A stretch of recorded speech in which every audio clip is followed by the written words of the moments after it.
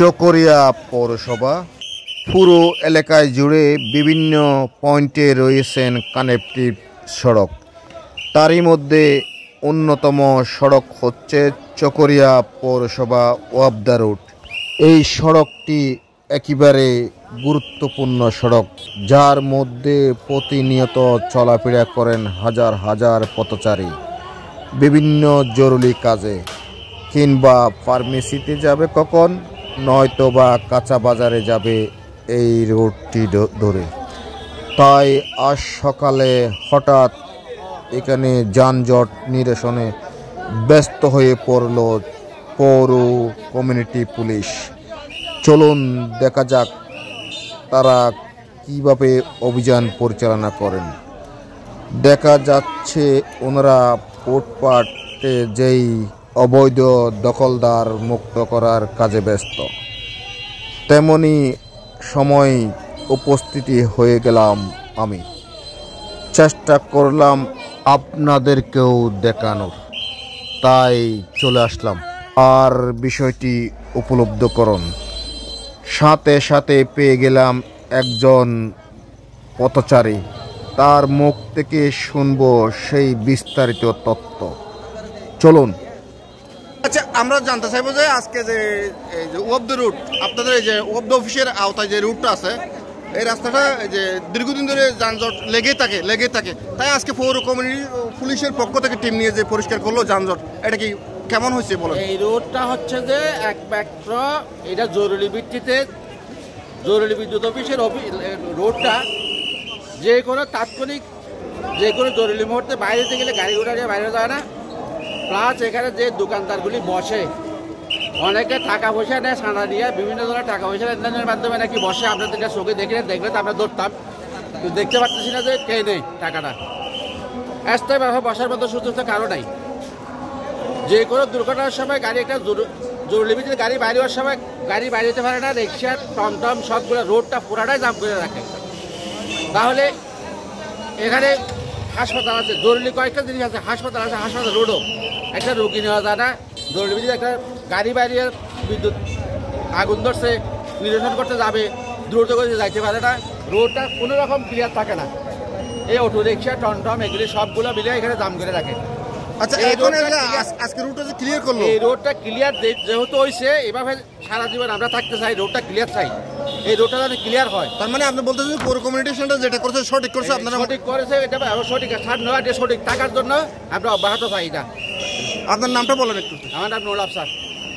এতক্ষণে হয়তো আপনারাও বুঝে গেছেন দর্শক, সেই চকরিয়া পৌরসভার ওয়াবদা রোডটি কি পরিমাণ গুরুত্বপূর্ণ একটি সড়ক।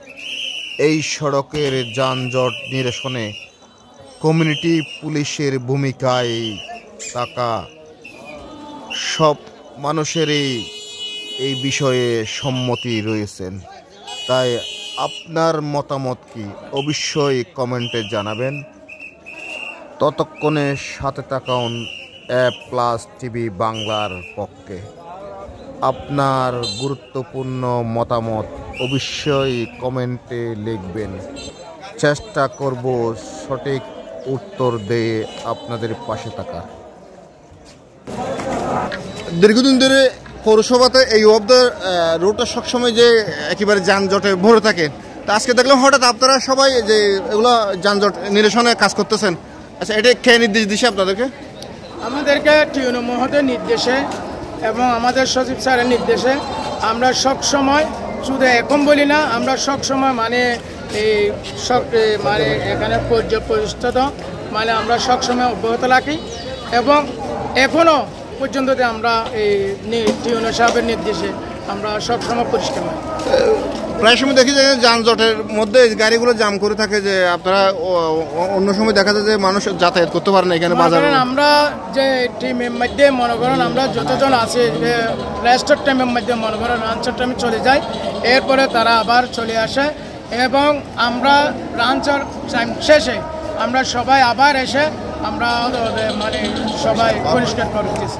আপনারা কয়জন টিমের মধ্যে আছেন? টিমের মধ্যে আমরা আছি 8 জন, এখন লুড আছে 3 জন, হ্যাঁ 10 জনের মতো আছে, আর লুড আছে বিভিন্ন 5 জন মানে তার মানে আপনারা নিয়মিত এই পৌরসভার যে ফুটপাত যানজট মুক্ত রাখার জন্য আপনারা প্রস্তুত কাজ করতেছেন সবসময় আর কি? হ্যাঁ, সবসময় কাজ করতেছি আমরা। এমনি সকাল 7টা থেকে এমনি সন্ধ্যা 7টা পর্যন্ত আমরা এগুলি মানে সবসময় আমরা ডিউটিতে মানে আপনার নাম কি পুরো নাম? আমার নাম মোহাম্মদ নবী। আমার সহকর্মী যারা যে সুলতান আছে, যে সবই আছে, যে মুকবুল আছে, যে জয়নাল আছে। তো এখন কি আপনারা তাহলে যানজট নিরসনের যে কাজগুলো সবসময় অব্যাহত রাখবেন আর কি? ইনশাআল্লাহ আমরা সবসময় অব্যাহত রাখবো। তার জন্য আপনাদের উপজেলা প্রশাসনের সাথে আপনাদের যোগাযোগ আছে কিনা? যে আমাদের সবসময় যোগাযোগ আছে।